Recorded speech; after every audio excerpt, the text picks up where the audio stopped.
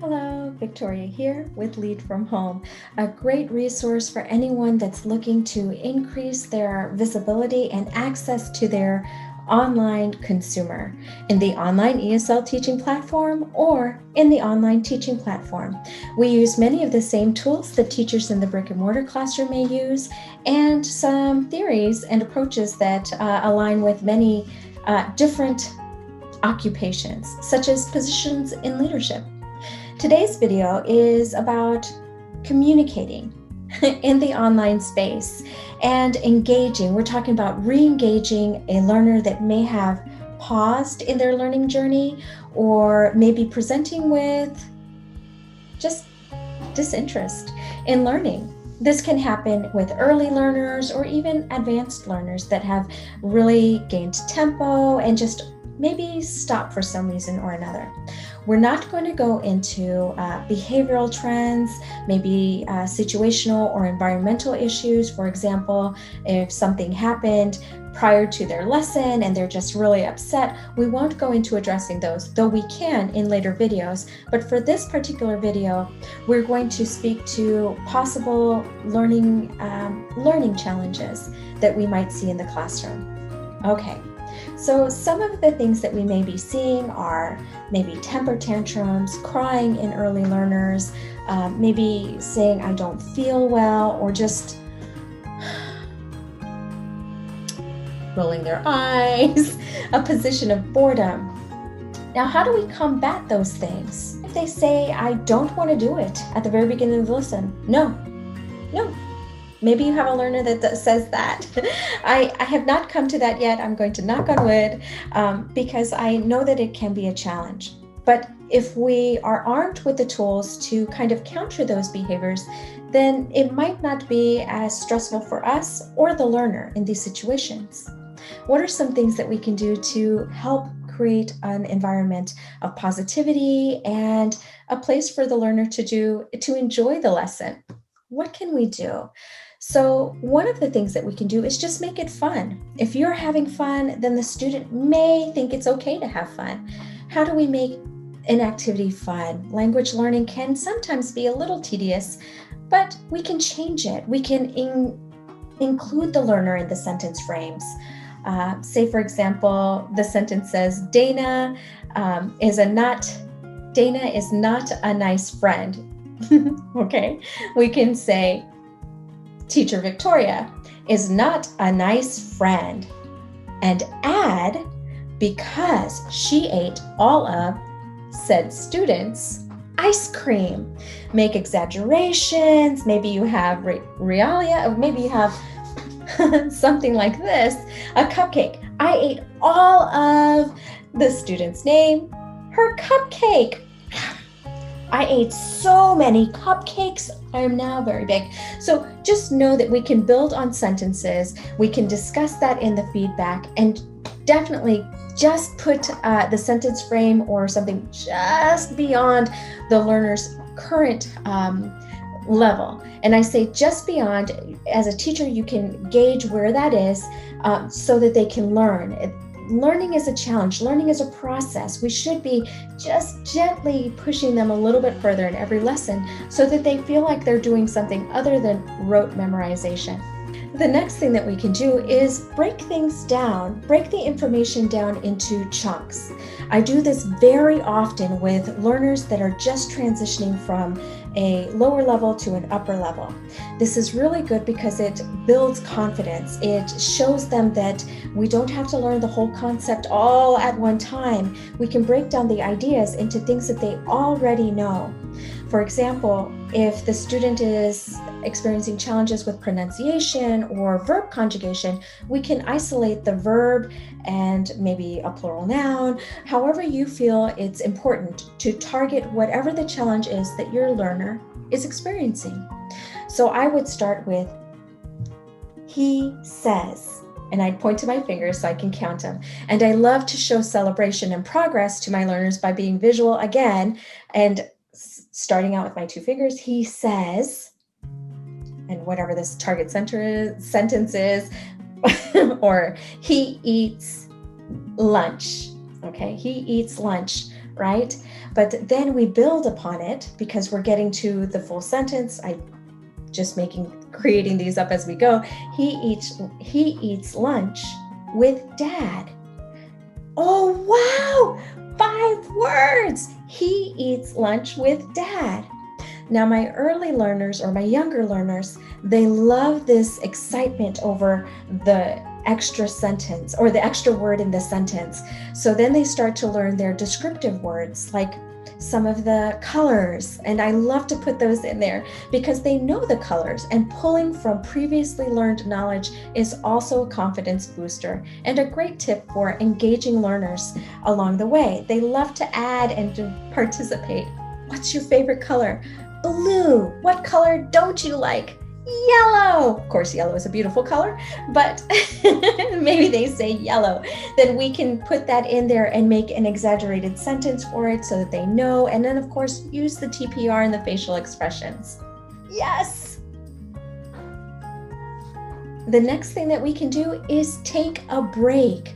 I know it's really hard because we have a 25-minute class, and getting through some of the content. Some of the lessons have a lot of content. But it's so essential to take a break. One, because if you notice that you yourself fidget or you need to move or make an adjustment, I'm one of those people. I need to move around every 5 minutes. And that's one of the reasons why I like to use my arms and legs and whatever it is in our class. And I have a standing desk so that I can do that. But just know that if you're feeling a little restless, so is your student. Let's use that TPR and engage them. If there's a syllable count, let's do a quiet syllable count together. Punch, ready? Syllable. How many was that? Now let's count. Syllable. 1, 2, 3. Did you hear 3? Okay, you clap. I say, you say. Good. So, of course, this is just one idea. Get that physical TPR, that total physical response going. Whatever it is, if it's finger counting, I use finger counting a lot. And punching, some of my boys like that because they get to move. But definitely get that noise in there because we're targeting the different sounds, the auditory, the visual, and of course, repeating the pattern. I started this by saying, take a break. I was talking about being restless and needing that break and moving back a bit and allowing the learner to have a moment. This can be a pause for reflection. It could be a pause to talk about something different than the target sentences or the phonics or maybe the mouth shapes. A lot of learners find producing the sounds can be a challenge if they're struggling in the lesson. So when we've practiced, we take a step back and we have fun. Now the curriculum and I'll speak to VIP Kid on this, the curriculum kind of has a really nice break point right before you start a reading. And that is a great place for taking a breath, reviewing information, summarizing, and just asking, how do you feel about what you learned? How do you get them prepared and excited about the reader? Oh, I can't wait. We're going to learn about friends today. And allow them to share. Of course, the lesson I refer to is a little bit on the older level learner, but that's okay. Or advanced learner, that's okay. This can be used in the same way for younger learners. There are pauses, intentional pauses, it looks like, in the curriculum that allow you to take different types of break, of course, age appropriate. For example, with a young learner, I might use a reward system that is completely away from the subject. I do this occasionally when I know that we've been working really hard. So I'll have one for fun with different GIFs and animation, really fun ones like animals doing funny and silly things, or colors, or maybe something that they really like and you get the oohs and ahs. This is a great mental break. We need them, the student needs them, and then you can get them right back involved. But I know I intentionally have to slow my pace and speaking speed for different learners. Now, I am used to, I predominantly teach upper level, level 5s and some level 6s. But when you're teaching 4s and 5s, advanced level 4s and 5s, your pace is a little bit different, and you may allow a little more of the transitional language or the extra language, like let's do, we can, things like that maybe the learner may not know, the younger learner, and I'm talking about your 3 and 4-year-olds, and 3 sounds a little young, but believe it or not, we might have 1 or 2 in there. So with the early learners, let's say 4 and 5-year-olds, we want to reduce that.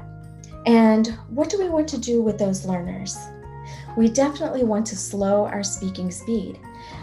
This will allow them to process the information, understand, observe the mouth shapes as we produce and pronounce words and letters, and as we point, sun, up, down, things like this, behaviors, they can see it and they can follow it.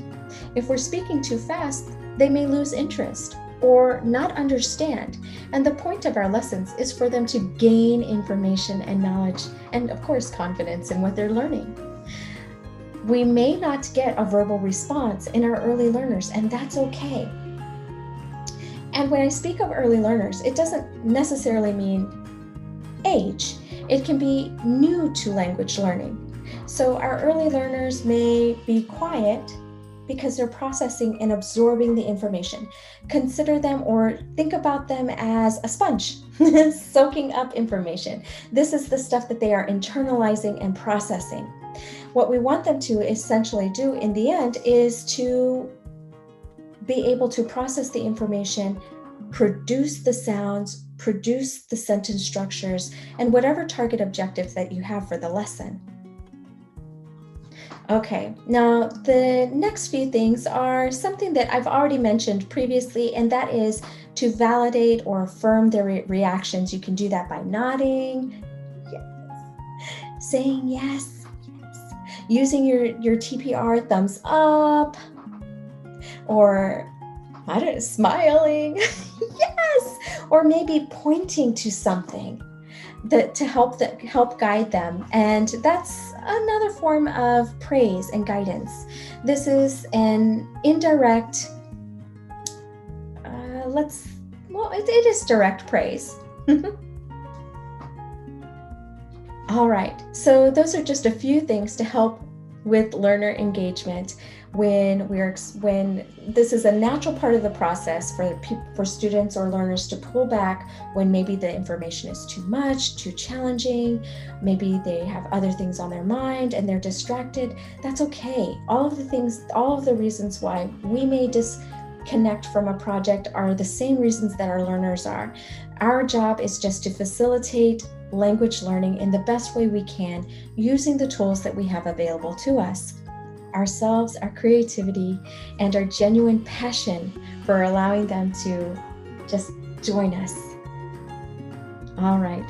Thank you for joining me today, and I will see you next time.